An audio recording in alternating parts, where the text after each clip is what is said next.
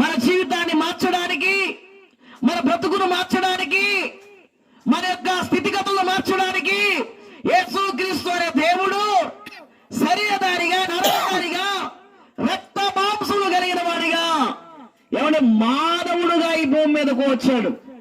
నిన్ను నన్ను రక్షించడానికి వచ్చాడు. నీ జీవితాన్ని, నా జీవితానికి, మన జీవితాలు మార్చడానికి వచ్చాడు.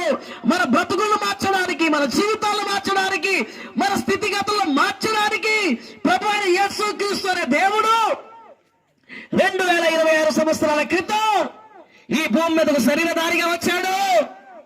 నీ జీవితం, నా జీవితం మారలేదు అని, నీ బ్రతుకు, నా బ్రతుకు మారలేదని, నీ స్థితిగతులు, నా స్థితిగతులు, మన స్థితిగతులు మారలేదని మార్చడానికి మారని దేవుడు మానవ రూపాన్ని ధరించి ఈ లోకానికి వచ్చాడు.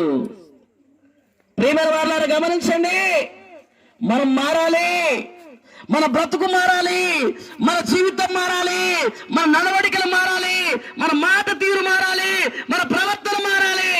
మనకు మనముగా మార్చుకోలేము గాని మార్చేవాడు ప్రభువైన యేసుక్రీస్తు.